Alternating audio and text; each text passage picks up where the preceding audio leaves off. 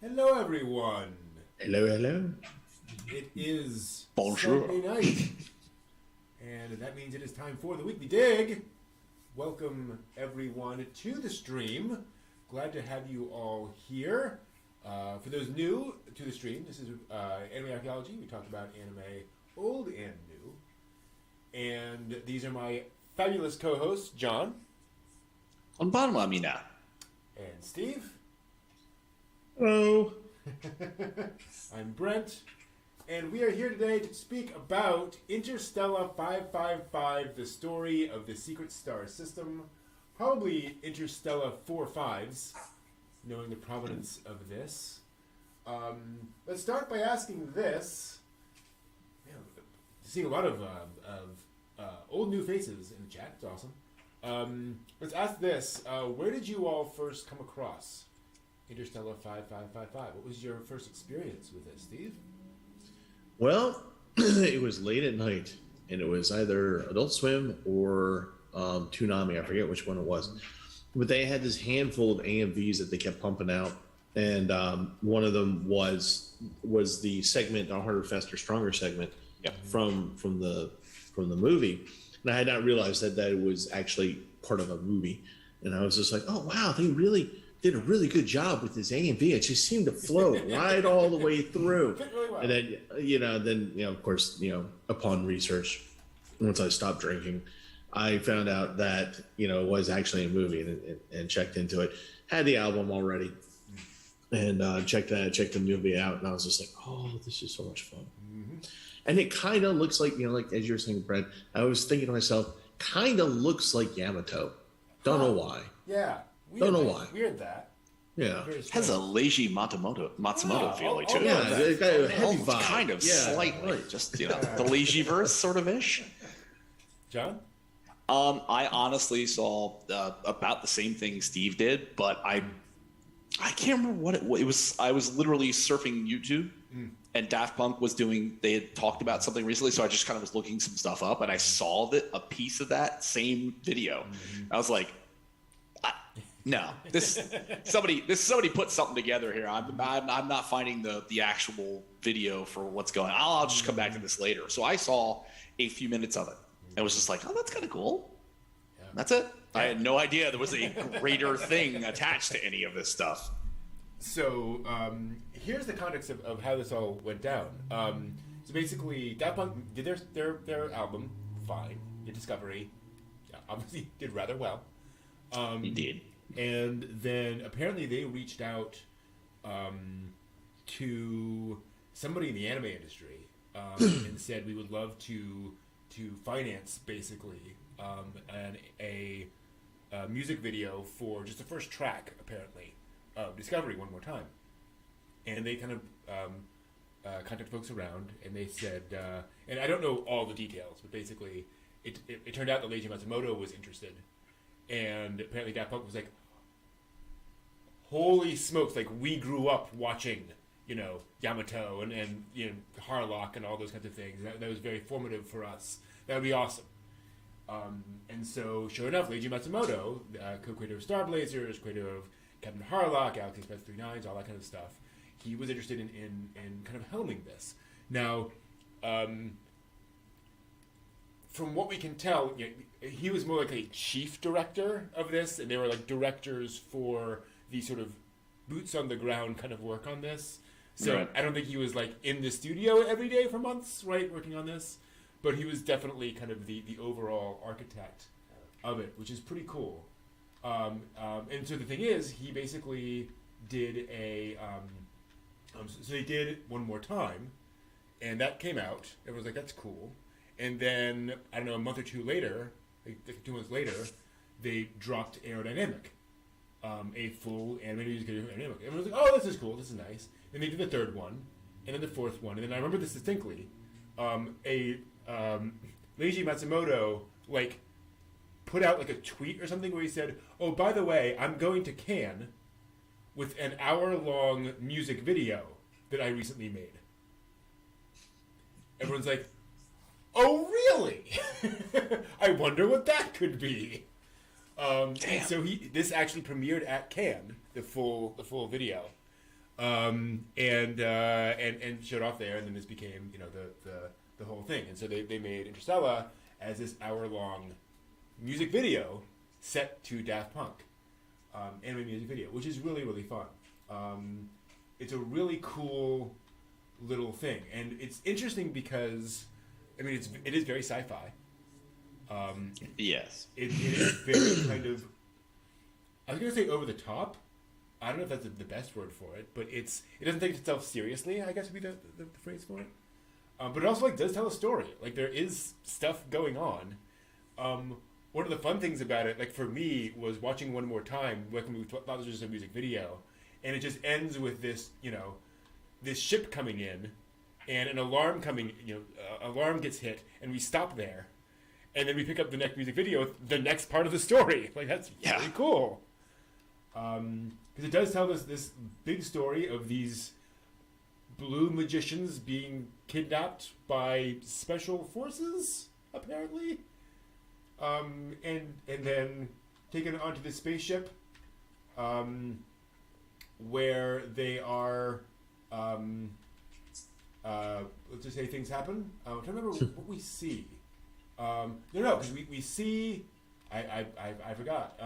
They get kidnapped, and then we jump to the guy in the guitar-shaped spacecraft. Yeah. Yep. Which is pretty Cleaning awesome. the spacecraft in deep space. With buffing it. Yeah, exactly. Literally buffing it. Yeah. I'm the space janitor. It's a 69 Camaro in spaceship pretty form. much, yeah. Basically. Very much so. Oh, my little bandit, she looks beautiful. Yeah, she does. Come to find out, he's rather a fan of the band, considering he has a bit of a moment with the poster. Yeah, and he's also a slob. Yeah, pretty much. And then finds out, of course, that they've been kidnapped. And then we get kind of the big reveal where he goes after the ship and it lands on Earth. The ship he's searching for transforms into a Boeing 747 and lands on what is clearly Earth. It's what? Yeah, that moment of transformation, I'm like, huh? Okay. Odd choice. Yeah. Well, whatever. And then you see, set to the, immortal, harder, better, faster, stronger, all of these characters getting transformed and turned into, and their memories getting changed into human memories, as they are all changed into new people and given kind of new identities. Yeah. Very, very odd. I also point out the eagle-eyed among you will notice that the drummer gets Tochiro's outfit momentarily as one of the options. So there's some little notices in there. Let me ask you all this. And I should also mention part of the whole Rube Goldberg thing that is getting them and sending them down is the Thunderbirds. Shoot to send them down. Okay. Little something like that. So yeah, just having fun. So let me ask you all this: when you're watching this and you get to this point and you see the 4 alien band members getting transformed into something, what did you think was happening? Where was your headspace at this point in the story? Well, you don't find out until as the story progresses why it's happening. Yeah. And and when you saw that video, Harder, Faster, Stronger, it didn't come out with the other ones first. So on the Tsunami. So when you just see it as this one thing, you're just going, okay, they're unconscious, so I'm going to assume that they're not doing this willingly.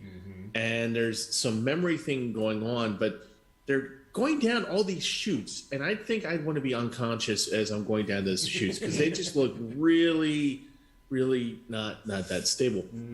But yeah, you don't get a clear at this point you're just okay, they're being turned into Earth people. And then you go, and then as they're like doing the skin pigmentation, right? Yeah. You know, the thing turning around, and I'm just like going, God, that just looks like a gun. It's just like, and then they get the one guy, and you're just like going, okay, I guess we do. I guess we do have to put this diversity in there. But what I thought was interesting was that in that concept of it, of just saying, okay, well, we're going to put some, because human beings look a lot different as opposed to this blue world, literally everyone's blue. They make it a point to make them different. And I'm just kind of like going, so if I was the evil whatever and bringing this in, how does it occur to you to do that? Yeah. You know what I mean? How does it occur to you to go, okay, well, we're going to try and integrate this guy in by making him African-American. Yeah. So how would it, I always kind of wonder, like what was the thought behind that? Because that's not something you would think about as you're watching this. But yeah, you get to this point and you're just like going, okay, we saw a band, these blues guys playing, and they're kind of like swinging like 70s.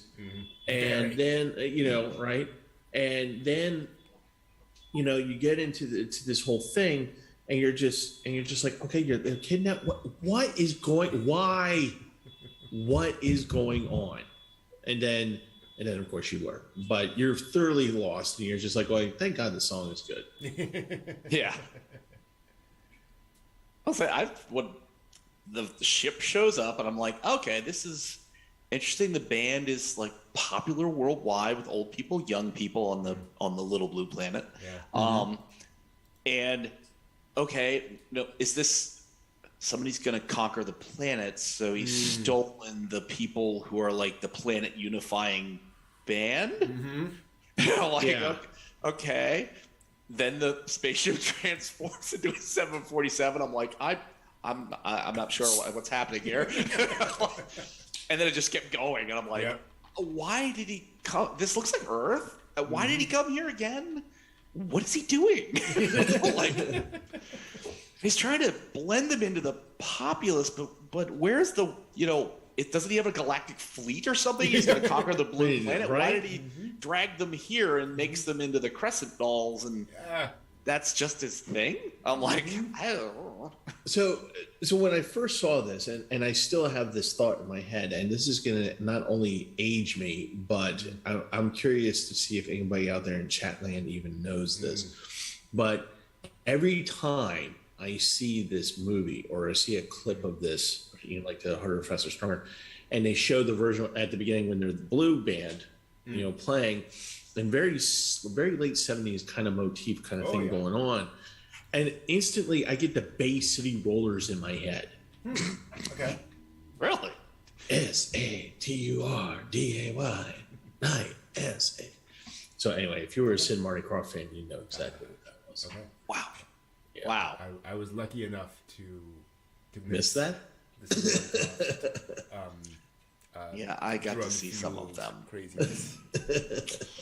Yeah, I got to see some of those, and boy, Altered Consciousness probably was the way to watch those. But I came back to those a little while, a year or two ago. And it's like, I should be aware of what this is. Oh my God, Yeah.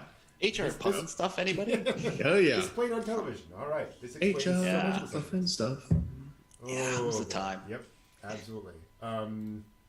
So you have that. And then you see them doing their recordings, doing all that stuff. And of course, you quickly realize they're basically drugged. They're being forced to do this, basically. While clearly evil producer. Yes.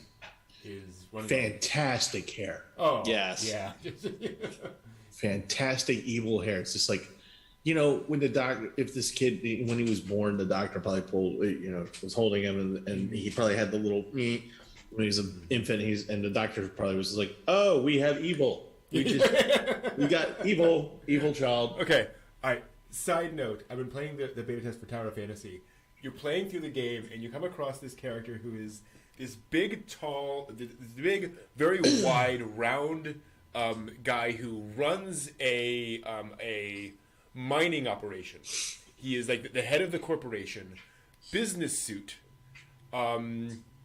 Monocle strokes a cat. And he spends the entire time talking like this, in the most unctuous tone of voice you can possibly imagine. And it's just every possible cliche. And so far, he is absolutely the nicest guy in the game. It's just he's absolutely we'll take care of the miners and we'll do all this stuff. And it's like wait,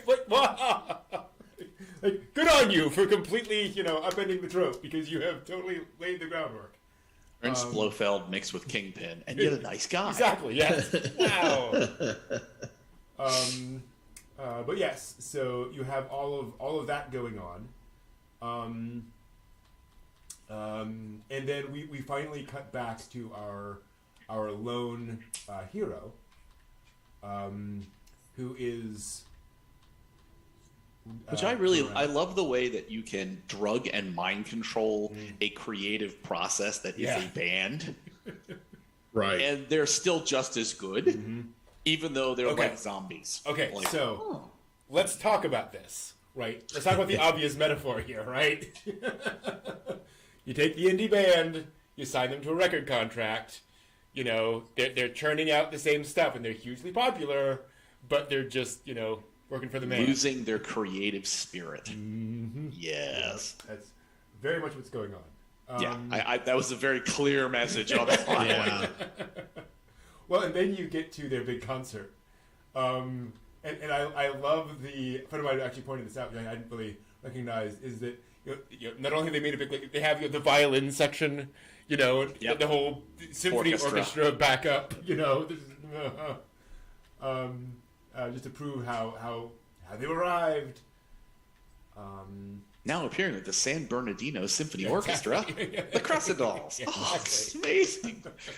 Everybody loves them. And then our friend leaps out of the Goodyear blimp. Yeah. And again, it's how I love how this, again, not taking itself too seriously. Right.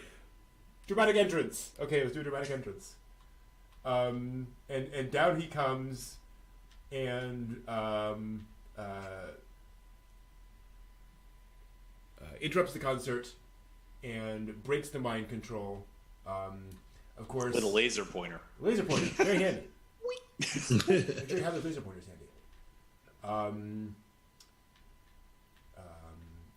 And tries to run away with him, but of course things aren't that easy.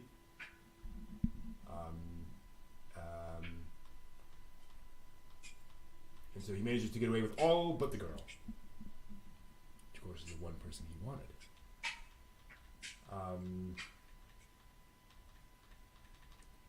Story goes on. Cameo by Daft Punk, by the way, which... Yep. Right. I loved it. I love that. Loved it.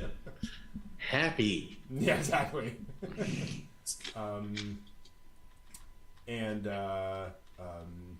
The characters then proceed to sneak into the thing, find out what's going on,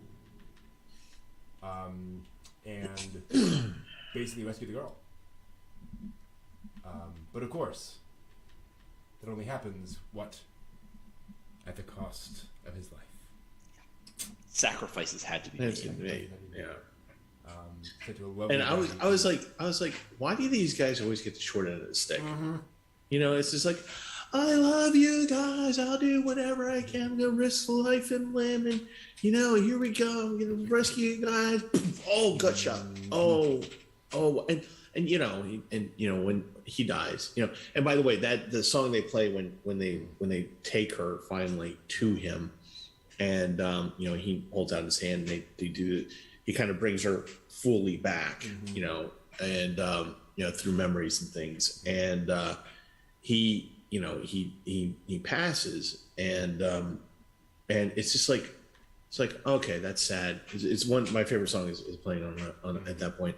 And then, as they're driving away in the van, they're kind of a little bit grim. And then, it just kind of cuts back to his body just shoved in the back of the boot. all they had to do was really just show like a humanoid form underneath a blanket, and that was fine. But no, they had to like just have it all the way up to here so you could see his hair, so you know it's him. And it's just like going, God, that's grim. Yeah. That is so grim. And your first thought is like, why are you taking the body? Right. Why? There's a reason. Turns out there is a reason. But still, it's just kind of like going, oh my God. But these poor guys like him always get the short end of the stick. All they want to do is just like, be a fanboy, watch the thing, and have the girl acknowledge him. And, life isn't wonderful. No, he has to get shot. He has to, die. And it's just... But that's how the fanboy gets noticed by the girl he loves. Yeah, death. Great. Oh. Hey, nobody said it was easy to get the attention of a star. But I will say he had the best uniform. Oh. Actually, he did have the best hair. Uniform in the whole thing, and it reminded me of what was the anime where they're all birds? Different, or their costumes are different birds. Galaxy Heroes. Yeah, Gotcha Man. Gotcha Man. Oh yeah, definitely. Yeah, and I'm like going, God. And the dude flew a guitar through space. Come on. Yep. Boy, that should be painted on the side of a van sometime. I know. So, and to your point, they drive off to bury him. Yep. Which apparently they've traveled across like Holland and like the Alps and like somewhere else, and this massive journey across the world to find this tree to bury him under it. Right. Because there are flowers nearby. And apparently a homing beacon. Apparently, they found it somehow. Exactly. That, or it was, okay, we've almost completed this 72-day journey, and he's getting a little ripe. How about that tree? Yeah. Possibility. It's time. Just say it, everyone. It's time. He's marinated enough. I think we could put him in the ground. Cool. But it's okay because he shows back up as Anakin Skywalker. Exactly. Glowy Jedi thing. And so, of course, now they know what they need to go to Darkwood Manor. Bum, bum, bum. Which, if that isn't a D&D location, I don't know it is. No joke. To find out what's going on, and I just love this, because, again, at this point, I'm like, okay, where do they go from here? Right? Like, we had an interstellar story, we have the bad guys, we know all this has happened, we go into, what is, frankly, a location from G.I. Joe. It's where the components of the weather station are. Yes, exactly. The weather dominator. Yeah. And they go in and they find out that the guy is apparently unhinged. Yes, quite. He's a collector of sorts. Yes. God. Some kind of evil, immortal guy who's been doing this for forever. To include Mozart. Yep. I mean, he takes all these aliens instead of like human beings, and you see the stamp press thing go and turning them into human beings, and people that Bob Dylan. Yeah. Right, you're right. And so when they're doing the Mozart thing, you're getting the story. You're just like going, okay, well, I thought this guy was just like in it for the money, No, there's the more grandiose thing, and he's mad because his father was killed or something like that, and so he's taking his revenge out on everybody. And I just love how he has Mozart, and they showed the little kid with the drugged out eyes and just playing the piano, whatever. And then it cuts away with him tossing the kid into a pit. Yep. You have served your useful. You are now useless. Yep. Off to perdition you go. It's just like, oh my God, you killed a 5-year-old. Hey, nobody said he was up for Father of the Year, Steve. Exactly. Jeez. Walter White was a better dad. Nice. And so it turns out all of our music geniuses are actually aliens. Humans apparently. We are totally inept. Yes. Inept of making our own music. Well, actually, I could say from personal experience, that is kind of true. But. And it turns out he's doing this because he needs platinum records. Yeah. Like his whole thing is like powered by the power of Platinum Records. Because it's not like he couldn't buy the platinum. No, just done the thing. But I guess it's like, no, you have to have the spirit of the music in there to channel your infernal machine to take over the world. Yeah, with your awesome villain hair. Exactly. Yes. Yeah, it's wonderfully ludicrous in that very music video way. And I do have to kind of appreciate this idea of kind of smirking and kind of devaluing the whole idea of awards and platinums and all that kind of stuff. Of saying it's just feeding ego. That's just all it's doing. Yeah. It's not. Yeah. It doesn't mean that much. But yes, we get our ending, and of course, the girl is central to everything. It's surprising she's not a Japanese high school girl, because those are typically the key to all pop courses. Yeah. In this case, it's just an alien. Key, the metal idol, unlocks everything. Right, this is very true. But yes, big climatic ending, rescue girl, Defeat cyborgs. Defeat cyborgs. Awesome. It's wonderful. So off they go back into the thing. I do appreciate that they're all watching football on the monitors, because that is a thing. Like, that is legitimately in Europe. Like, they would all be just glued to a football game. Between France and Japan. France and Japan, exactly. But they're able to find a way to deal with this stuff, reveal what's going on, and then, again, wonderful thing. Apparently, humanity unites to get them home. Yep. That would be really nice. And they There's not any like secret like experimental things going on. They're not like pulling them apart, looking at them and technology. Nope, they just are like, hey, yeah, let's make you blue again and put everything back together. Well, I love how the record executive is just like going, oh, I didn't know this was going on the whole time. You're a record. Oh, come on. Come on now. And you know, and then he's just like, he spearheads like the scientific effort to you know, rehab the ship and send them off into space, because human beings are nice and good like that. Yeah. Really? Okay. Because, you know, I could have just seen us just like taking the guitar rocket ship and like, you know, taking it apart. or tearing it apart, like, it's all ours. put it back together and go, you know, we had an album cover called Boston, and we kind of had this idea, but we just didn't know how to put it together till now. So, you know, hey, there we go. Thank you. Exactly. But, whenever you have an alien ship crash land on a small island, I'm sorry, that's MacLeod. Yeah. Yes, the SDFF one, this is not. No. But yeah, you know, and do you think the spirit of the guy who died saving them was mortified by the fact that they all just went into his bedroom and hung out? And just, can you just imagine like one of them just reaching under the bed and going, oh, okay, we'll just put that right back. No one will know. The poster on the ceiling isn't nearly half as revealing as the one under the bed. Exactly. It's fan art. Yeah, exactly. And then off they go to the, it should be pointed out, you know, the Dark side of the portal. moon. Yes, the portal on the dark side of the moon, and obvious. Off they go through the portal, and of course, what happens?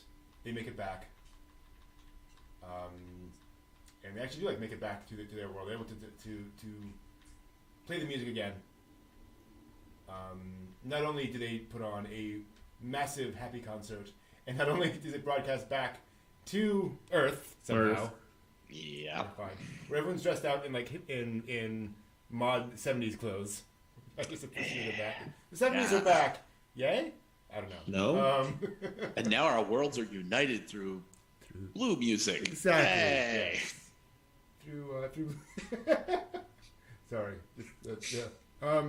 Through the blues? What? No, just saw John's comment in the chat. And yeah, so again, you know, the world is united through music.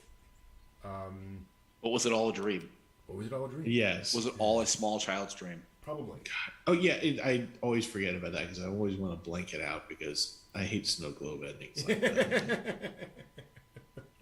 To put the stuff away, it's all a dream in the kid's head, and I'm like going, kid, you dreamed about a grown man tossing a 5-year-old into a fire pit. It's all very psychological. It's all dealing with the underlying crises. Of Which one, or are both of them beating you? What is going on here? His pet turtle just died, Steve. It's traumatic. There's things going on. Poor Tibby has died. That is actually Leiji Matsumoto as Matsumoto as a young child. There you go. I believe it. Dreaming of the Leiji-verse. I like it.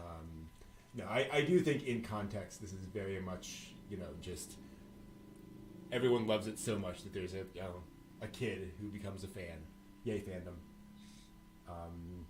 But yes, there is that implication as well. But yeah, it's and that's the ending. Like that's it. That's the whole story. Yeah. It's weird because it is so ridiculous. It is so silly, but it is taking itself. It is not taking itself seriously, and it's having such fun with its concept. I can't help but smile all the way through this. Yeah. Well, I mean, it works. It's fun. Yeah. It's just fun. It's just what it's supposed to be. It's not. It's. You're not going to get it in a message like from the grave from the fireflies out of this. You almost got me there, Steve. But it's just fun, and it's just a nice thing to watch and to listen to the music, and and to have the interesting idea that you're not going to have any dialogue. Mm-hmm. Yeah. All you're going to have is the music. And this is actually part of what makes me do AMVs is I love matching the music and the ideas of the music to anime, and then trying to sync it up, beats and things like that. But just to have something like this where you're supposed to experience the emotion of the song of the music as it's portrayed to you visually, and in that way it works. Don't try to get any inner meaning out of this. You're not. Just sit back. Just sit back and not enjoy exploit your musicians. I mean, that's there the we go. message in there. Yeah. It was quite the ride, and it made me think back with the music being the driver for this, and seeing lip flaps and not knowing what exactly are they saying. Right. It makes me think back when we were watching that film and I couldn't get the subtitles working, so I just watched the whole film, and it's like the visual media that is anime can convey with nothing. Like you can follow the entire story, you can enjoy the music, but if you separate the music from the show, you don't have the music itself doesn't convey that story. It's like it's just all visual, and you can follow it perfectly without being like, oh wait a minute, what I missed what they said there. It's like, no, they didn't say anything. Yeah, right. Laid out exactly for you as you need to interpret it. It's like, thank you. And it feels very much like an AMV. Yeah. You could very much imagine the 26 episode TV series that this is cut up into to make these videos of. It's really very inspiring from an AMV perspective of saying, you could definitely have the same kind of effect from an AMV, which is fun. But yeah, that's Interstella 5555, the story of the secret star system. A fun ride, and that's what it is. That's kind of the whole thing. One more time. And it's something that, we shouldn't have. It shouldn't exist. Right? Like the confluence of things that is required to make this thing exist is just ridiculous, and it's wonderful that it does. That's a good point. Where did this happen? How did they, obviously Daft Punk, they know something of anime. Right. And they knew something enough to reach out and go, hey, would someone like to help us with this? How did the Leiji-verse go? Okay, we'll do it. Yeah, who thinks about it, and then actually does it. But here's the other part of it is that these are two different cultures actually, and and medium and all that, and to have to actually interpret correctly the album and then make a visual to the album and just make it flow like that. Those and connections. That Daft Punk liked the visual that he did. Yeah. And a lot of things that got to come together there. Right, exactly. So how in the universe did like the Chaos Gods just go, let's give the humans something nice. Let's let this happen. Here. It's pretty cool. Yeah. All right, that will do it for this. We're going to take a quick break. Be back in just a few minutes with the latest anime news and some stuff about some upcoming anime. See you then. Nice. Woo-hoo.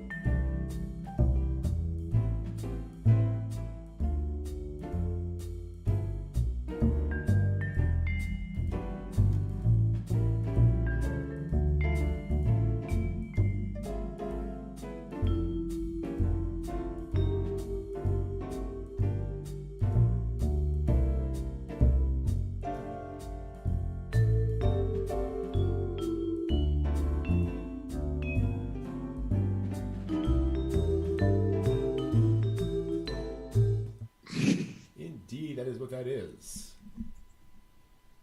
And we're back. Welcome back, everyone. Let's take a moment, a little breather, talk about the anime we've been watching. Folks in the chat, please let us know what you've been watching lately. Any questions you have for the three of us. And John, how about you? Well, in addition to keeping up with Shikimori's Not Just a Cutie, Spy Family, Science Fell in Love, Rising the Shield Hero, Aaron-san, Date Alive, Love After World Domination, I was also sewing buttons on tents. Okay. Just one or two. Just one or two shows. Yeah, I only have 350 more buttons to go. Yeah. Yeah, it's gonna. I'm thinking of how this project is gonna be way beyond what I could possibly do. So I'm gonna have to do some strategery to figure out how to make this all happen. So that's been the week. I had Friday off, and that allowed me to get a lot of stuff done. I would have done more outside, except for, I don't know, the big boom in the distance I heard like early in the afternoon, and looked out, and it was raining sideways. Yeah. Oh. And I was like, oh, yeah. Well, that's a thing.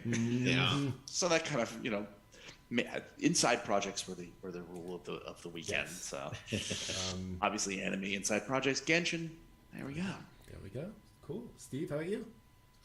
Well, I was able to get rid of COVID, thank goodness. Yay. And, yeah, so just dealing with the lingering after effects like fatigue, but yes, the No bad stuff superpowers? is no superpowers, unfortunately. Damn it. Unless you count being able to nap at any moment a superpower. That's actually an awesome superpower, dude. Really. I mean, like literally yesterday at one point, I was like so dragging. I actually went to the bathroom at work, locked the doors, and like slept for 10 minutes. Wow, yeah. I was just like, I just couldn't.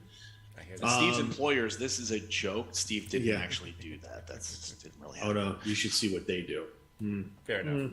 Yeah, Dirt. I am Good. I am the Gotcha. least I am the least offender. Excellent. For a change. So dealing with that, not watching that much anime this week because I had to deal with life and the things that I couldn't deal with previously. But I did, I was like, I don't even know how to describe it, but Genshining hard again this week, and I was like, I read was that like, manga. I was like in this particular manga, I was apparently the demented monkey warrior on the keyboard, hoping for the best, Wailing away. hoping for the best. So there was that. Did some videos for another channel that I do, talking about pemmican and raw honey. So some interesting things. And Pemmican, not peyote. correct. Oh, very good. Yeah, pemmican. Peyote, I can't score anything. Anyway, so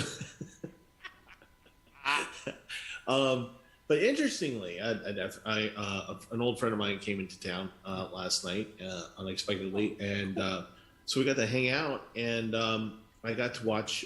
So instead of watching anime last night, which is actually what I was going to do, I got to see at the Monarch, spelled with the Q and E, a burlesque show. So I got to see a wonderful burlesque show at a very talented people dancing, and Dita Fontees by any chance?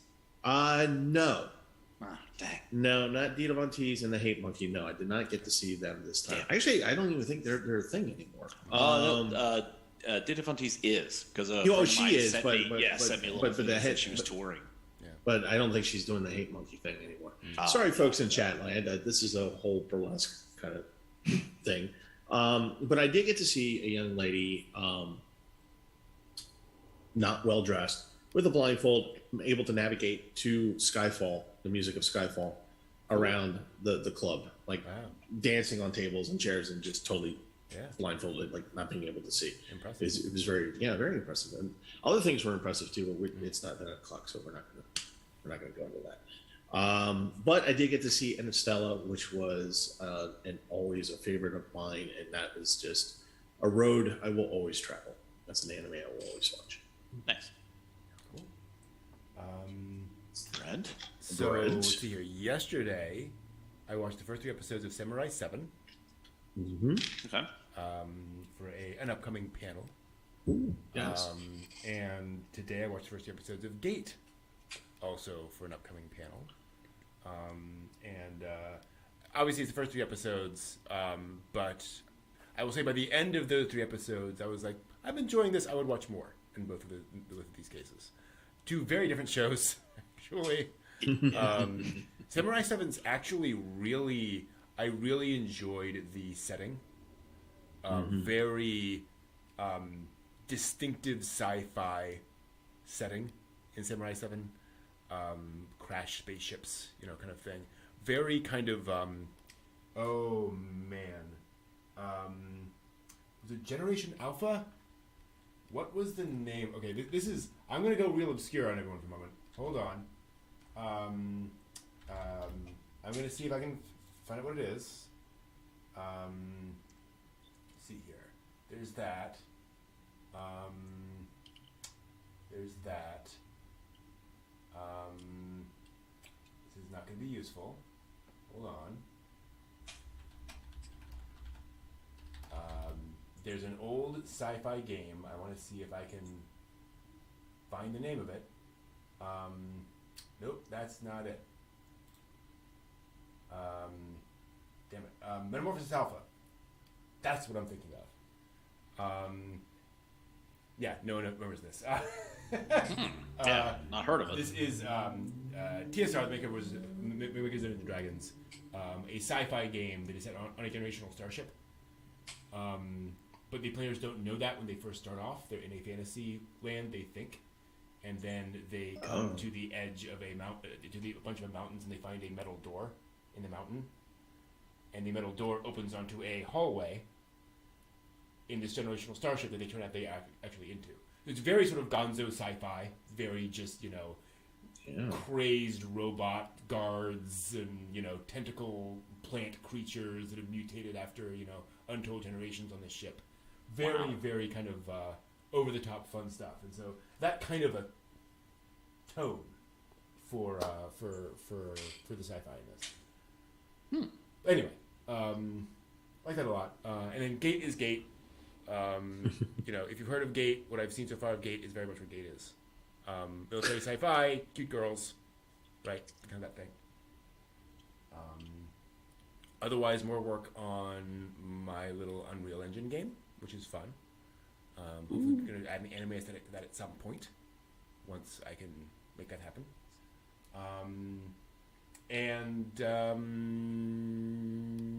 Yeah, those are the main things. And I also did a quick trip to some gardens over the weekend. To see Longwood Gardens and Winterthur Gardens, which are two beautiful, absurdly massive garden complexes. Think Versailles kind of scale. Well, the DuPonts did have a lot of dough. Yes, they did. They were doing just fine for themselves. Mm-hmm. Yeah, it's kind of funny because it's like that was my backyard as a kid. You were like all around that area. Yeah. Like, neat. I also spent some time this week looking up the trailers for a bunch of the anime coming up this summer. Yeah. And there were some fun ones there. So the kind of standouts for me were The Angel Next Door Spoils Me Rotten. Here's the premise. Lonely high school boy walking home from school in the rain with an umbrella sees pretty girl in class sitting, alone in the rain. Goes over, offers umbrella, offers to sort of take her, back home, escort her back home.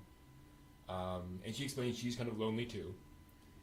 Turns out, because anime, they're both living alone, and they both happen to live in the same apartment complex. Of course. He escorts her home. She says, "Hey, thank you. In return, why don't I make dinner for two and come over tomorrow or whatever, and we'll have dinner together." And she does, and romance blossoms.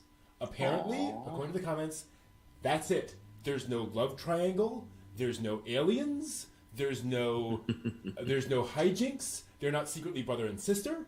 It's just that. It is just a blossoming high school romance. So wait a minute. We get Shikamori is not just cute, which is no crazy stuff, no love triangle, no weird things happening. Mm-hmm. And now this season coming up, we've got another one that's just a good-natured love story. Apparently.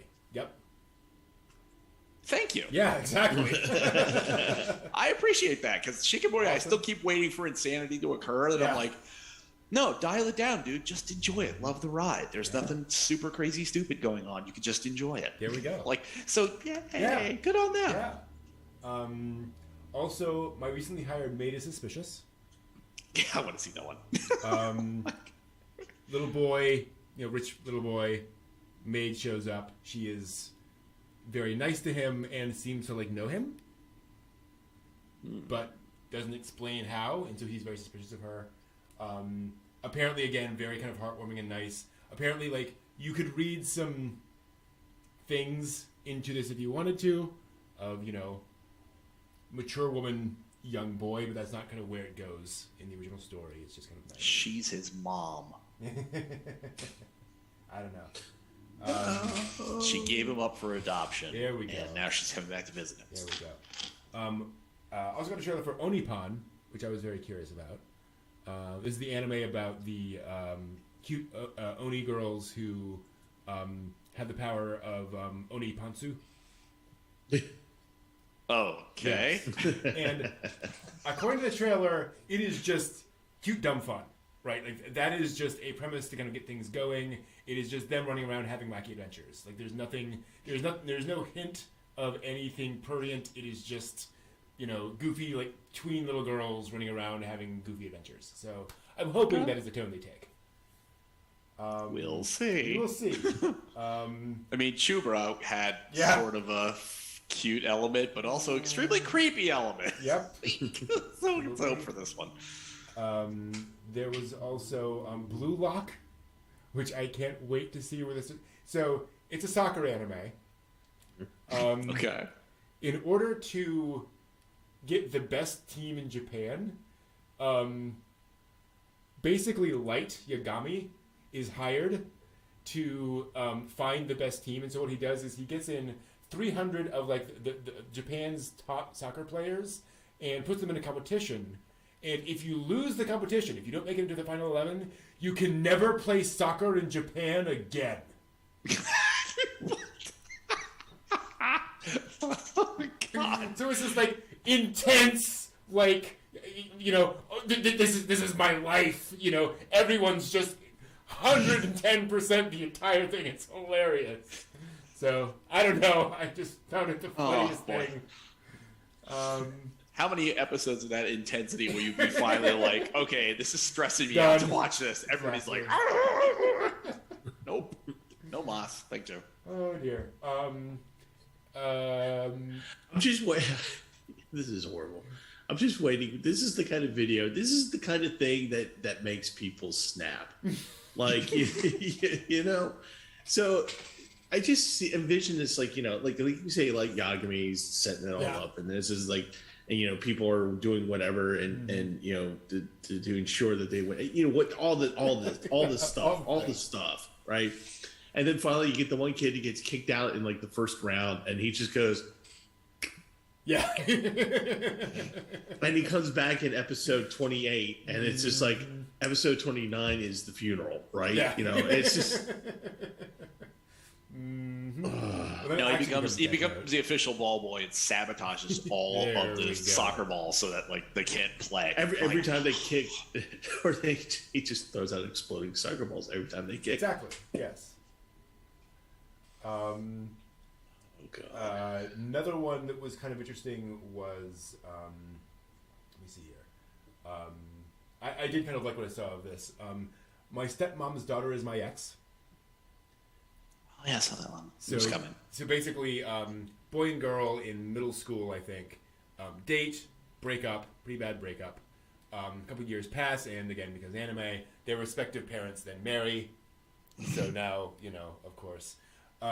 According to the comments on YouTube, which are always accurate, the tone that the original story takes is basically they want nothing more than a normal brother-sister relationship. And that is very much where they're aiming towards, but they kind of have to process their emotions after the breakup and kind of deal with that. And yes, there is some sort of, I step out of the shower in my towel and fall over and you fall on top of me stuff, right? But the emotional tone is very much like, no. We do not want that. We are going to, kind of figure this out and become a normal brother and sister. I hope that is the tone the anime takes, just saying. Well, you see, let's define normal. For you and I, for us, that would be normal. In anime, that's not normal. In anime, what would be normal is just like, oh no, we don't want this. We're secretly in love with each other. No, that's it. I mean, kiss by sis. Let me just say that right there. Yeah. Because you have to have anime where the premise is, well, they're not biologically related. Exactly. Yeah. Right. I mean, it's a refreshing change of tack. That would be interesting to say. Yeah. I mean, just as a psychological analysis of like, okay, what do you do in like this ridiculous scenario? But now that you're here, how do you deal with that? How do you like dial down from if you had a bad breakup and you're Yeah. really salty about it, you are now a blended family. Do you just like hate on this other person all the time, or because you respect your parent who has married this other parent, that you're going to do the best things that you can do to sort of try and resolve this? And then how do you have, there's two salty people, how do you find at least points of compromise? It's like, okay, I can see that being like, you know, a very interesting premise. Yeah. Will it be funny? Presumably. Will it be thought-provoking? Perhaps. Will it be cringy? More than Almost likely. definitely. There's also one I didn't quite get a read on this. It's called Phantom of the Idol. Apparently, it is about a group of 4 guys in an idol group. Quite popular. The guy that this is the focus of has all these fans of everything, and is secretly just done with it. Just hates life. Hates everything, does not want to do this anymore, and then is inhabited by the ghost of like his biggest fan, who just wants to sing all the time. This is hurting my head. Okay.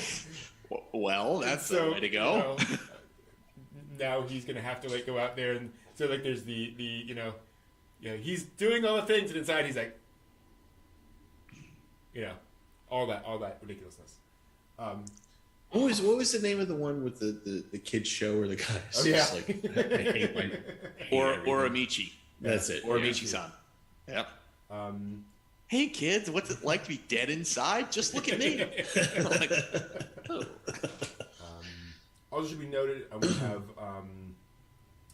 let's see here, the Pre-Guardian Sailor Moon Cosmos. So this is adapting the end of the manga. So this is the first time ever we will have an animation of the actual real ending, so to speak. Oh. So people will look for that. I'm still not sure about this one. The legendary hero is dead. It shows a group of adventurers going along, and then you pull back and see they're all dragging a coffin. That's all I know. That's not the one we were talking about where like farmer kid accidentally kills the hero and then has to do whatever. I don't think so. No, I think this is the different one. I'm not sure. Okay. They're just dragging the body. We're also getting one called Ippon Again, which is a judo anime, Judo Girls. Curious. Will they go to nationals? Exactly. Eternal question. Keep an eye out for Vermeil in Gold. Low-ranked magician boy at an academy is about to get kicked out, and so in desperation he does a summoning, and of course summons a succubus. Oh boy. You can guess where that goes. Stunningly well and high. Very highbrow. Very highbrow, absolutely. Will they find love frequently in all manner of places? Yes. I mean, overall. Always. Yes. They're also remaking Spriggan. Yes, I saw Netflix. I thought I saw something that said that. I was like, what? Yeah. Netflix. And apparently they're doing like there's more of the original story, so they're going to kind of expand it to do all the other story. Looks good. Like it looks, So the pretty lady who gives me food was sitting next to me when we were watching the Netflix was coming on in June, and they brought up Spriggan. I went, oh, okay, that, and she just looked at me and said, explain, and which was the most wrong thing to do because it took up an hour of her life that she's never going to get back. Steve gets out the flow chart. Right. Okay, here we go. So, let's start here. Other thing, one I have to mention is that there's one coming up called MF Ghost. Yeah. Which is it's hard for us as English speakers to not fill that one in.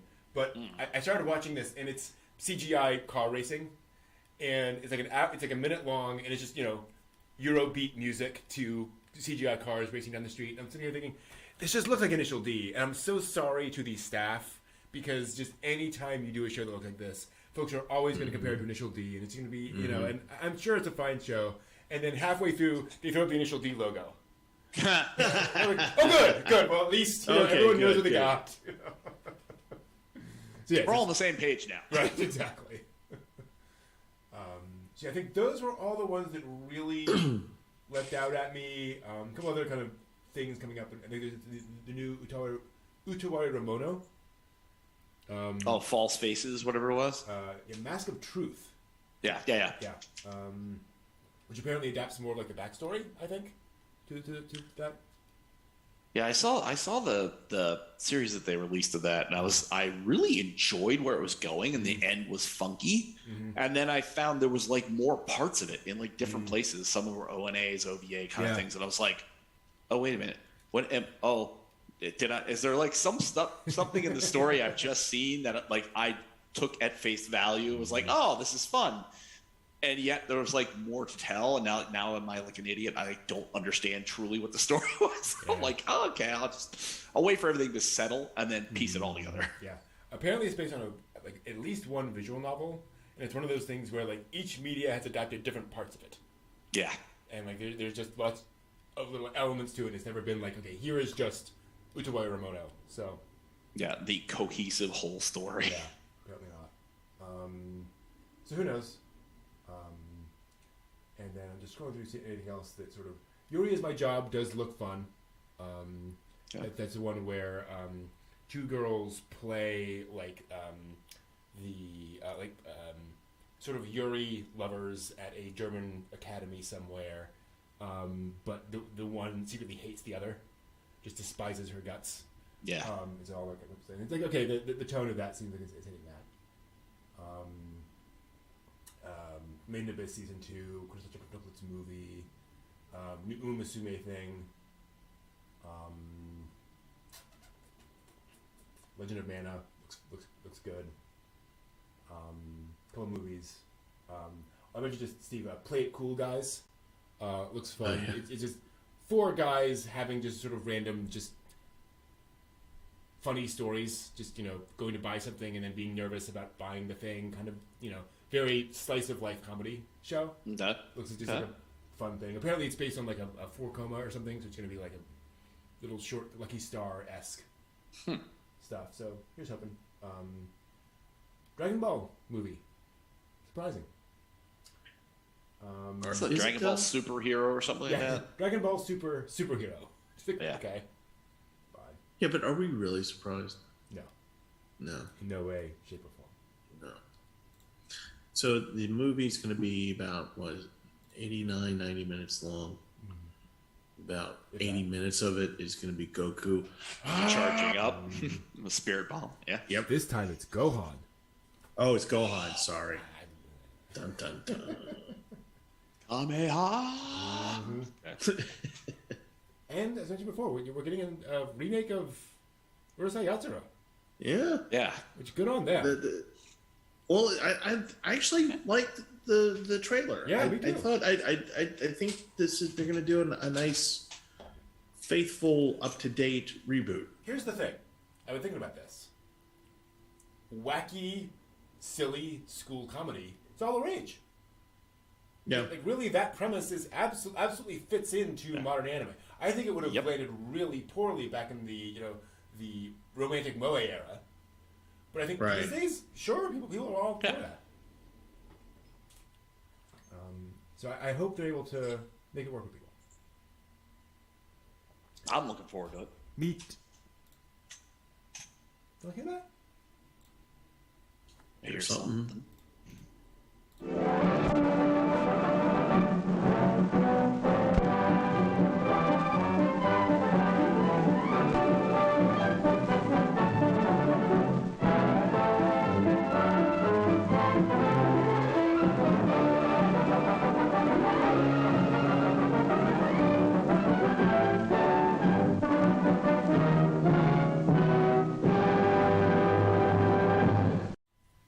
Welcome back to the latest anime news for the week ending May 29th, 2022. And you'll see we've changed things around a little bit. Oh, we actually have not completely changed things around. One moment. Just to hold on.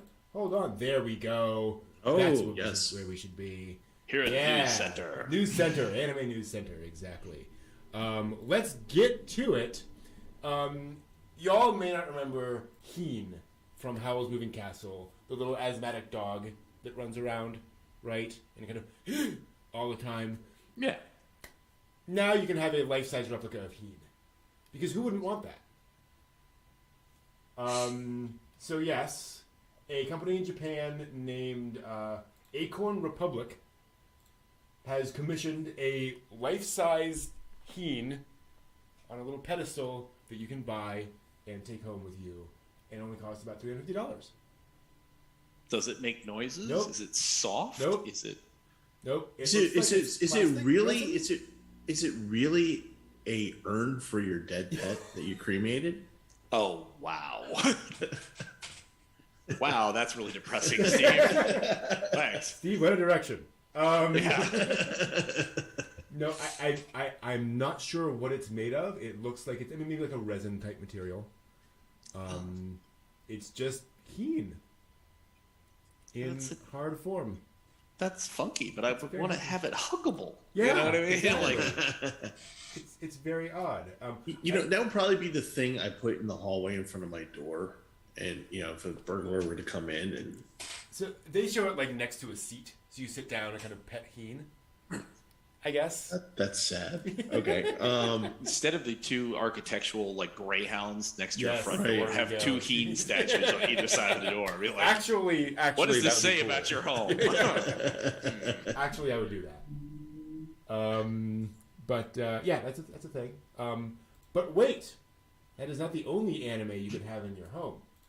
Oops, 1 second. Because they have announced life-size standees of the girls from Quintessential Quintuplets. So you know those little acrylic, character stand things? Yeah. Mm-hmm. Life-size. Yes, full life-size, original art of each girl. But standee. A giant acrylic stand. Giant acrylic standee, and they're only $1,500 each. How much is the cardboard version? I think you get the cardboard for free. Oh, gosh. Yeah, because the movie's coming out, of course. Yeah. And so there's an adaptation of that. Here's the good news, though. There's no limit. So you can order as many as you want. As many as you want, as many of the girls as you want. So Go so nuts.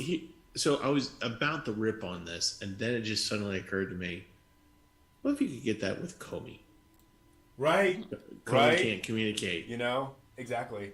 Here's the other thing about this, though. Yeah, creepy as hell. No. I bought a sheet of acrylic for a project, and it was, $200. Yeah.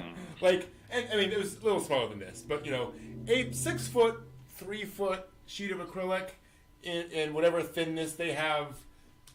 This is a lot of money. But what is $1,500 compared to the love that you're going to have wife. for this Exactly. acrylic, and which you can now marry? Right. And if you are allowed to buy as many as you want, Oh, polygamy. you can buy one character, like Nino, and get like 50 of the acrylics, and then carve her into a real girl. There we go. I like it. I like the idea, as Crunchyroll puts it, get a classroom and just fill it with Ninos. Oh wow! Like, imagine walking into that room and somebody's up in front, like teaching. I mean, you walk in. Hi, you want to join the class? Sure. What? I gotta go. I'm a Miku fan. I'm not a Nino fan. I gotta go. Exactly. I also point out they're also having a special. $7,400 for all 5. Wow. Wow. Yeah. Okay. It's one too many bucks for me. Thank you. Pre-orders are available until June 19th. Shipping expected around the end of August. So just So hurry now. Exactly. Can you imagine unwrapping that at Christmas, family Christmas? Here's the other thing. Shipping? Yeah. Oh! Ow! Ow! Oh, yeah. Do they wood crate it? I mean, you've got to support the acrylic somehow. I mean, gosh. Wow. Okay. A giant foam box, I guess, with a lot of padding. Pretty much. I love Crunchyroll again at the end of their article. You'll be able to decorate your quintuplet shrine. We all have one with literally a life-size cut down of your favorite girl, and then proudly display the love you have for her in your heart on your chest. Wow. Oh dear. Oh dear. It's your shrine. Oh, wow. They'll have one. But, you know, that's not all of the life experiences you can have with your favorite characters. Because Tokyo Revengers are teaming up with a hotel chain called some hotel called the Prince Hotel in Yokohama. They are decorating some of their rooms with Tokyo Revengers stuff. And so you'll have all of the guys up there above the beds.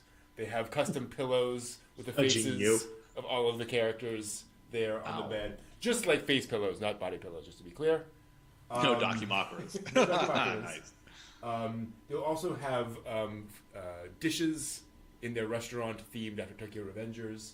Actually look quite nice. And, of course, you know, coasters and stickers and posters and all that kind of stuff you can get. But yes, you can have a hotel room and sleep with the characters in Tokyo Revengers, technically. And lay there as they judge you when you lay there with your acrylic wife. Yeah, acrylic waifu. That's why you have a double. This is a cultural thing, I guess. But the idea that goes to my mind is like, if you had this in like a hotel in America, the pillowcases would be gone, the towels would be gone, the coasters would be gone, like anything and everything that's related to like the franchise. There might even be places where they strip the wallpaper off. Yeah. I'm going to guess that the cultural difference would be that people would respect these rooms and would leave the things there and would then go to the merchandise station in the hotel lobby, I'm guessing. Maybe? Yeah. Can you just imagine? Hi, welcome to the Rick and Morty Hotel. Or, hi, welcome to the Venture Brothers Hotel. Would you like the Dr. Girlfriend suite? Hey. I mean, they have the Nickelodeon Hotel. You know, Disney. Yeah, they did. You know, plenty of Disney-themed stuff everywhere. Yep. Disney World is a Disney-themed hotel. Mm-hmm. You know? Mm-hmm. Yep. Absolutely. So, you know, if you want it, that's a thing. Interesting. And it's also going to be the lounge, by the way. Like they're theming their lounge around Tokyo Revengers, so it's significant. Am I missing something by not having seen anything about Tokyo Revengers? I mean, it's like anything else. Did we watch it as a watch party? Did I miss that? Yes, Yeah. I think it was last year, or year before. I must have missed it because It was just the one episode. It was just the one episode, and I wasn't that. Me. It's its own thing. You know, Yeah. its own fandom. Whatever. Just like Attack on Titan. Right. Exactly. Yeah. And that is not the only real life mix-up we have in geez. anime. I do love this story. So if you're going to cross over any anime into real life, it would definitely be The Executioner and Her Way of Life. Because what a world, what a set of characters you just want to, you know, live with. What you want to kill. Exactly. So there's a ramen chain in Japan that's been around for a while. It's literally called My Way of Life. And so I don't know if they reached out or not, but they were like, okay, we got to do a collaboration. Like, collaboration has to happen here. So they have invented a ramen bowl themed after The Executioner and Her Way of Life, complete with a little sword that is piercing through the meat. That is actually kind of awesome. It's pretty awesome. No joke. It is called the Execution Large Serving Pure Concept (Noodles), themed after the way things are described in the anime, etc. This store has been awarded Online Ramen of the Year for 3 consecutive years. While the Execution Way of Life was the grand prize winner of the GA Bunko Award. But yes, it is cool. They'll also offer stickers with SD, illustrations and such. Of course, of the characters eating ramen. For what it's worth, the restaurant is actually more known for mail order ramen. They're online ramen place. So order ramen, they mail it to you. They only have a handful of stores. So this might also be more of just okay, how do we get more folks into traffic into the stores? Sure. Hey, if Japanese taste can get me Tokyo Banana in like 48 hours, Exactly. ramen might be a way to go. Yeah, totally. And then we have one. So normally we do some announcements, right? There is a announcement that deserves to be on the weird anime news side of things, as opposed to the anime announcement side of things. J.J. Abrams has announced he's making a live-action Speed Racer series for Apple. Didn't we learn? Didn't we learn? Wow. Did we not learn? Nope. Did we not learn? For Apple? Yeah, Apple TV. What the hell kind of budget? Where did the budget I mean, come? fair amount, presumably. Oops, wrong image. I mean, it's J.J. Abrams. Yeah. Yeah. I mean, And it's Speed Racer, so you're gonna have to. Why? What is there about Speed Racer? Yeah, I mean, That's why? what I don't understand. It's all about Chim Chim and Spritle. Apparently. All it is. That's everything. Because, Pops and Trixie, that's great. Racer X, fine. But no, Chim Chim and Spritle, that's what drives this obsessive need. So Abrams is executive producing, which means he will show up to exactly one meeting. I kid. Yeah. Hiro Martinez of Snowpiercer and Get Shorty is serving as showrunner, and coordinating the series with Ron Fitzgerald of Westworld. Wow. Please, Wow. please make a Westworld-style, dark, gritty, thought-provoking reboot of Speed Racer. Well, here's my thing. You listed those names off, and they are not incompetent. They are at the top of their game. Yeah. And I'm still going. Why did we choose Speed Racer? They have nothing to do with anything. If they said Dan Harmon, creator of Rick and Morty, yes, okay, I get that. Snowpiercer, Westworld, right? Yeah. I mean, Well, the theme song's catchy, so you can't really help but get sucked in. But how did they all get sucked in at the same time? Or is this some kind of deep conspiracy or something? I don't know. I don't know. I mean, I'm betting the license is cheap. yeah, and they're But probably that banking can't on matter. nostalgic factor. Yeah, but But still, it's the Speed Racer. last It's live just- action they did of this should be a lesson to us. Because all. honest to God, with that talent, they should have done Lupin. They should have absolutely.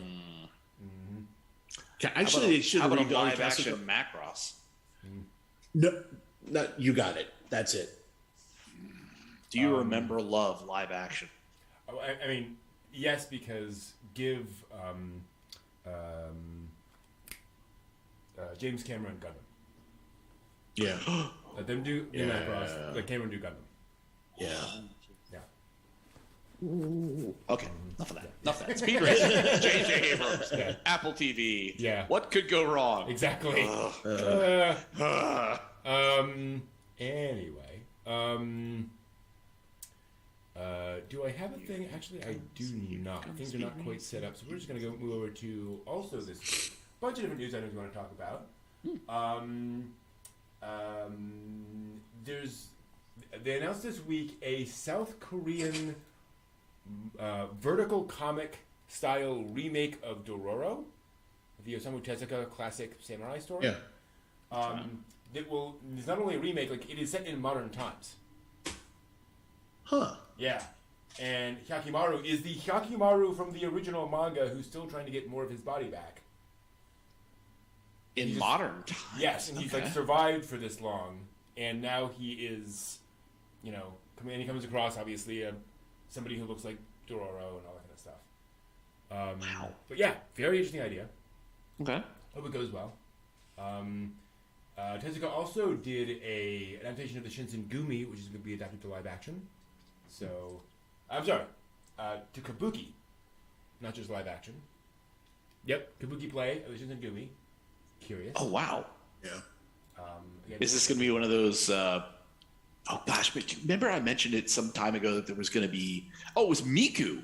It was Hatsune Miku was doing Kabuki. And Right. I've never found like a free stream Yeah. because I know it's streamed for a subscription cost. Yeah. So I wonder if this is going to be the same kind of thing, where they're going to have this as a kabuki, and it's going to be a subscription cost, and there won't be like a free stream necessarily. Yeah. So. I want to see that. Yeah, very, very curious.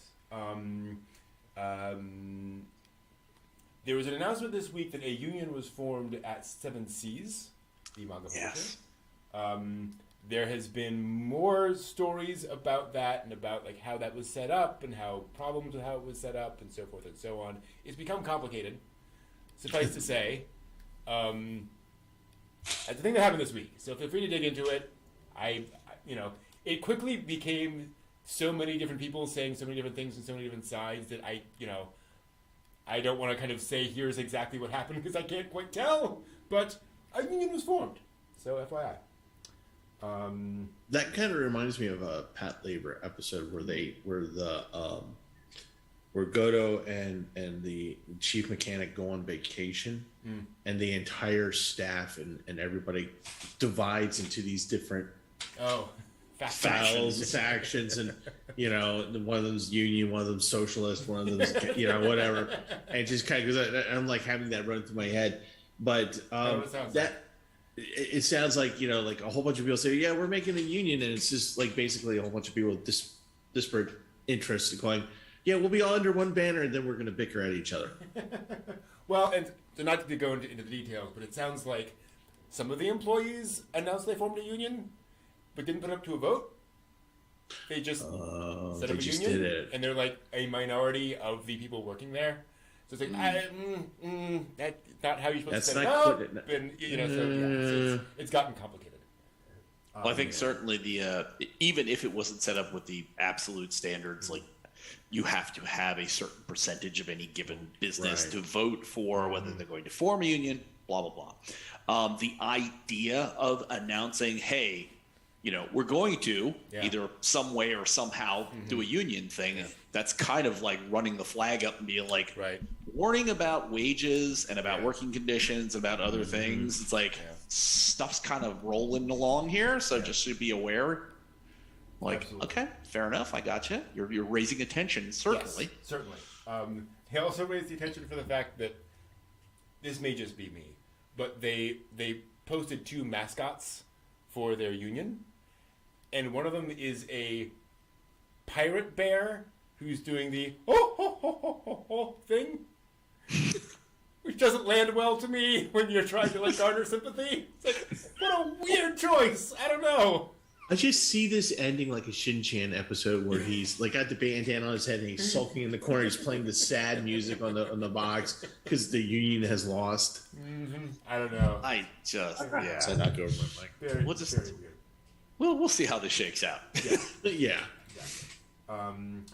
There's an announcement this week of an anime adaptation of a smartphone role-playing game called Smile of Ars Notoria. It's about girls at a magic academy. Looks sort of very cute, kind of a thing. ReZero's character designer is apparently doing the character designs for this. And it very much looks like that. Like if you Rem. Definitely. Lots of Rem. And they had a key visual for it that shows some girls from the game and some girls who are not in the game. So that's kind of cool. I have no idea how the game plays or what the game is, but that's a thing that's coming. So sounds fun. Also announced this week, should be pointed out, 3rd season of Konosuba. We're talking about that. So we're getting more Konosuba. Also, there's a upcoming anime for a manga called Me and Roboco, or Boku to Roboco, which looks like a sort of a goofy kids comedy set in a future where everyone has a cute maid robot.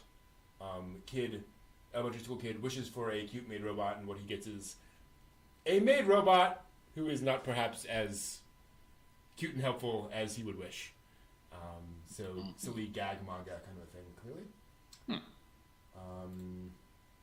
Let's see here. A project called Paradox Live is getting an anime called Paradox Live the Animation. Hip-hop themed multimedia project. Hot Boys Doing Hip-Hop appears to be that. So that is coming. Are we bringing back the mics?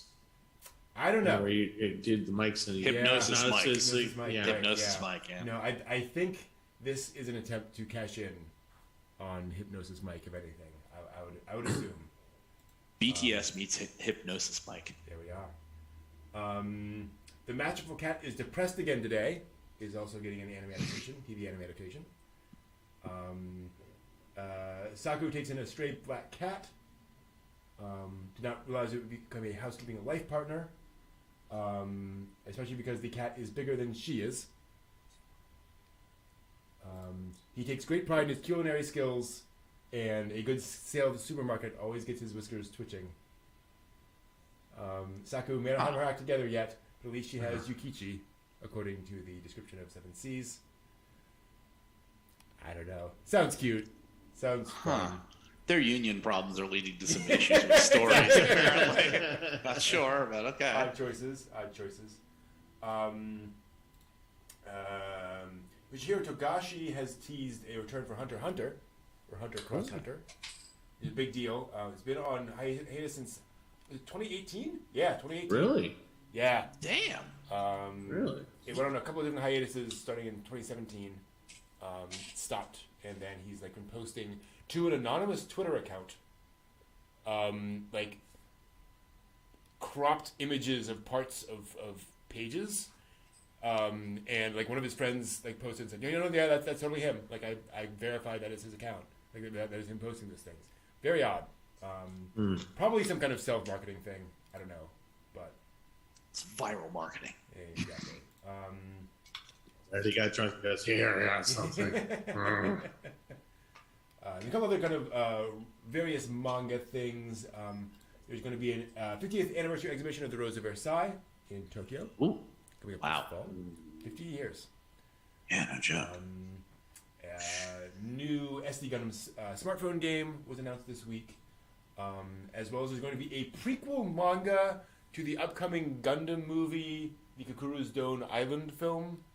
They're doing a prequel manga in Gundam Ace for the episode of the TV series that they're remaking. It was never aired. Very complicated. Yeah, it's very weird. But hey, cool. And there's some backstory they want to explain. Whatever. It just goes to show. Because there will never, ever be enough Gundam. Yeah. You know, there's never enough context. There's always some extra little connective tissue you got to track down. You watch the movie to really understand the movie. Do you want to understand the pathos? You need to find that, one issue they published in Gundam Ace in September.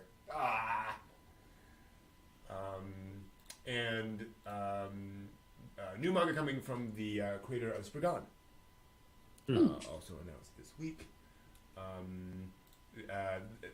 ANN describes it. The manga centers on Sho, a young man who becomes a mercenary for the sake of his family. But then when he meets a demon on the battlefield, the powder keg explodes on a grand battle.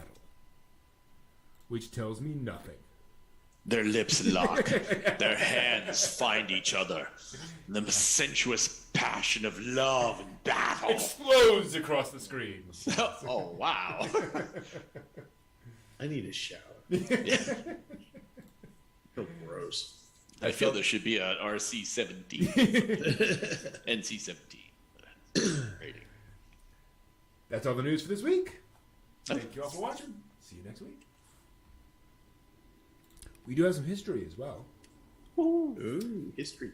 So welcome to This Week in Anime History, where we talk about things that happened this week in anime history, specifically the birth of Shinichiro Watanabe. Yay! Director of... Okay, let's name Shinichiro Watanabe's anime. All of them? Yeah. Well, Bebop. There's Crap, Samurai, you took the one I could think of. Samurai Champloo. There was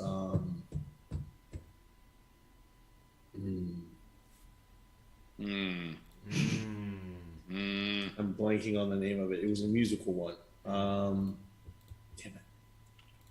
Yeah, I'm Kids on the Slope. Yep, that's it. on the Kids on the Slope. Slope. Yeah. He co-directed Macross Plus. Showed you how Yeah. Chief director for Space Dandy. Yep. That's pretty cool. 2014, Terror in Resonance, which I had forgotten about. Oh yeah, I forgot about that one too. Yeah. Ergo Proxy storyboarded. And I'm surprised I forgot Carol and Tuesday. Oh, Remember no that? joke. Yeah. Yeah. Ichiro Tanabe. That was 2019, the last thing he's done. And Terror in Resonance was 2014. So he has not been very active of late. Wow. Except he also... It's also Space Dandy. Holy. Yeah. And he also, I should point out, did direct Blade Runner Black Lotus, the short film from last year. Or creative producer on that, but still. And he had done Blackout 2022 back in 2017. He's done a lot of work as like music producer. So music producer on Michiko and Hachin, a woman called Fujiko Mine, Sunny Boy, which was that weird anime where everyone, all the teenagers in like that weird black void. Yeah. Mind Game. Hey. Gosh, I forgot about Sunny Boy. Wow. Yeah, no kidding. I want to go back to that show.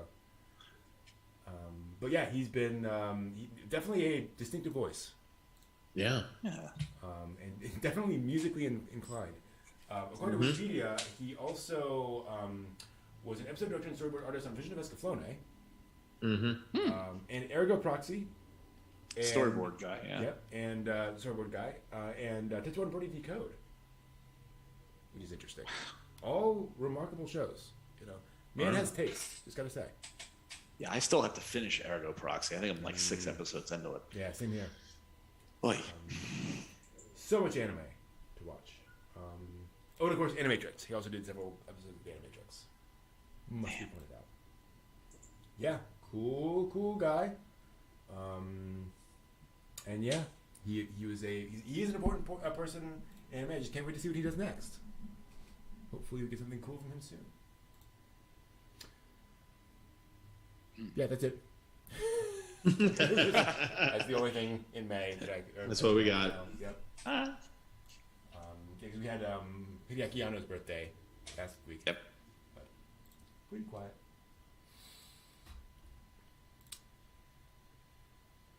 So, before we go, I have something I want to talk to you all about. Okay. You in Chatland, as well as John and Steve, which is the fact that next week we are going to be discussing, I can get the name right, First Squad, The Moment of Truth, an hour-long Russian-Japanese animation co-production. Wow. Yeah, set in Russia with like Russian characters. Wow. Okay. After that is OnCon in 2 weeks. That's right. And then after that, I want to talk about what we're going to watch this summer. Because I also want to talk about what we're going to watch in the fall. So now that we've covered a lot of more obscure anime, what would you all think about going back to some classics? Ooh. You're filling out maybe our Miyazaki palette, maybe watching some Gundam, some Macross, something like that. Speed Racer. Speed Racer. We need to watch all of Speed Racer for context to really understand the depth of Speed Racer.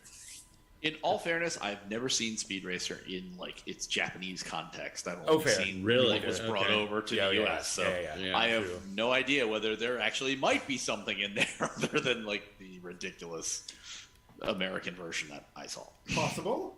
It's a chance. Not saying it's a great chance, but exactly. There's a chance. So we've talked about a few things in the past. We've talked about Zeta Gundam. Mm-hmm. Yep. We've talked about original Yamato. Yeah. Again, I know there are gaps in our Miyazaki movies. We could go and watch some Studio Ghibli certainly that we haven't gotten to. What do y'all think? Like, what would be fun for us to cover this summer? And also, obviously, also other Gundam series, 8MS Team. Sure. Yeah. Yes. I don't think what series would be. Yeah. Oh, jeez. You want to go back? Uh-oh. Space Runaway Idiom. Whoa. So here's the thing. It's a slog. I've only seen like 10 episodes of the whole thing. Here's the thing. I actually watched, and this is what I might suggest we do. I watched the first 20 episodes, and then just kind of skimmed through until I got to like the last 10. Because going through the episode descriptions online, it's mostly filler for the middle third. Right. Just kind of battle of the week. So we could actually kind of compress it down and not have to do all 50 episodes. Just a thought that occurs. Yeah, that's a good call. That's a good call. Really want to do War in the Pocket.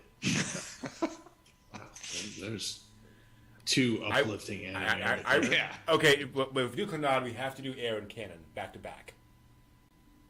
Kidding. Kidding. I saw something today that was talking about Air, and I don't know that I've seen Air. Yeah, I've seen Canon, but I have not seen Air. Yeah, and it's like as silly as be like, oh, let's do Air, Canon, and Claymore. I'd be like, no, I mean, that would be a hell of a roller coaster. And I'm sure. Canon? Seen what? Canon. I think I did. K-A-N-O. Sure I did. I'm pretty sure. Damn sure so. I did. Oh, 2006. Yep. Canon. Yes, I did see this. Okay. Because that is based on one of the true classic visual novels of the anime industry. So Canon might not be a bad choice. I don't know why this is like it's just like I'm having trouble because you said which ones would you like to watch, and like you basically opened up the universe in my head and it's like I'm being pelted from 360 degrees of all these different titles like hitting me at the same time. And like Witch Hunter Robin's coming out. Wow. Nurse Witch Kagome. Wolf's Rain came at good. Yeah, good Wolf's Rain. Claymore. Ooh. Claymore. I haven't seen Claymore in a long time. I never got to see it. Yeah. Berserk. Witchblade. Queensblade. Queensblade. Well, now the game's out. Because I get an ad for that every 5 minutes, apparently. See, there you go. And we should be able to knock out One Piece in a weekend. Yeah, totally. All you have to do is watch episode 1 and then episode 1553 because all the middle section is just all filler. All padded. Oh, we can watch your favorite, John, Bleach. There we are. I would love to have gotten into Bleach where I thought Rukia and whoever protagonist were going to be a couple. And I thought it was like, oh, there's stuff going on, but there's a romance kind of thing here, and then it just didn't pan out. And I'm like, nope, done, bye. I want the Bleach I had in my head. Yeah. Like, there's a Bleach where like I could tell where I thought that was going. There was going to be like 26, 50 episodes. I want that, which we never got. Yeah. Okay, so the short list I've heard. So the thing that all of us went ooh over included Wolf's Rain. Yeah. Claymore, 8th MS Team, Space Runaway Ideon, and Space Battleship Yamato. I think you got the lineup. Damn, yeah, that's a hell of a lineup. It's a hell of a lineup. Yeah. That would take us more than the summer, though. Yeah. That'll take us approximately 3 years. Yeah. Sweet. Exactly. Now, part 127 of our exhaustive review of Space Runaway Idiot. Let me turn on my oxygen. Going on. I have here a 6-sided die. Bum. We have 5 items. A 6 will be a reroll. So in that order, Wolf's Rain, Claymore, 8th MS Team, Ideon, Yamato. The first we will do is roll a 5, Space Battleship Yamato. Sweet. Yeah. Okay, let's do that. Actually, wait. No. Oh. Let me back up. Break. Let me back up. Because here's the other thing. In the fall, I'm thinking of shifting what we talk about in the weekly day and doing what I am currently calling, I'll probably need a better name for this, Anime University. Oh, I want us to go back and look at historically important anime chronologically and do, fall through the spring courses on the anime of the 60s and the 70s. Right? Talk about Astro Boy. Talk about Mazinger. Talk about Gigantor. Talk about Yamato. Right? And to be clear, we watched like the first 5 episodes of each. Just getting into short, right? Yeah. And then next summer we could talk about whatever, fun stuff, and then go into the 80s, and then the 90s and so forth. Okay. Right? Well, for summer break, you could do anime trade school. There we go. I like it. University, then summertime trade school to earn a little bit of money so we can go back to school in the fall. Perfect. So we might want to reserve Yamato for the fall. Because we know we're going to do it. Like, that is so fundamental. Like, I think that we have to do that. Oh, yeah, it's so good. Okay. So, the good news is the rest of these would not be on those lists. No, they're, all worth doing it. They wouldn't be on that. So let me roll one more time. I get Claymore. Ooh. I rolled a 2. Yeah. Claymore would be next on the list. How long is Claymore? How long is your Claymore? 26 episodes? Oof. Yeah, 26. We up for that?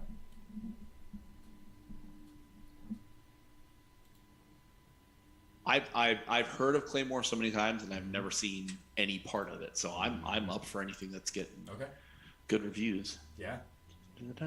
There was one girl at Otakon for like 3 years in a row dressed up as Claymore, and it was like one of the best cosplay I've seen and seen since. And then she just disappeared, and I was just like, where's she? Claymore here. More of this. She showed up as a Lucky Star character. You couldn't even recognize her. Dude, she was like 6'5". Wow. Not in the heels. Yeah. 6'5". She was tall. Damn. Cool. Yeah, she was tall. Cool. All right, Claymore it is. Claymore. Wow. Claymore. And then, like I said, I think starting in the fall, let's just go through the classics. Let's talk about each of those great works, and really just start digging deep into those shows, why they work, why they're classics, all that good stuff. Nice. And now I have a question for you all. What did we learn on the show tonight, Brad?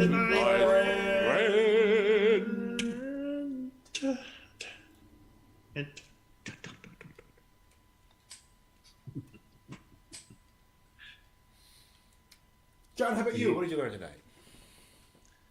I learned that Howl's Moving Castle, you could get a statue now that I hadn't expected. Yeah. Oh, geez, what other things? And you can get lucite or quintessential quints. Yeah. Wow. So anime keeps delivering, and people keep finding new ways to surprise us. Yes. Now I'm going to go stay at the Tokyo Revengers Hotel and have a nice soak and relax. Steve, how about you? Steve? I've learned that you can have the most talented people in the world make a horrendous decision and create a dumpster fire. We don't know that yet. No, it's good. Not yet. Dude, we never. Speed Racer, how so much wasted talent on this. I mean, seriously, it's going to be like we're going to see this thing. What I'm learning is that, just because something can be done, doesn't mean that it has to be done. Yeah, just because you have the money to do Speed Racer, can't you do something better than Speed Racer? I mean, I am cringing at who they're going to get to be Speed Racer. Yeah. Who is going to be Trixie? Who is going to be the father? Who's going to be Racer X? Jack Black is going to be. Oh God, stop! Speed Racer is going to be Daniel Radcliffe. Yeah. No, Cena, the kid from John Zombieland. Cena. No, not John Cena. Oh God! Oh my God! Wow. The kid from Zombieland. Yep.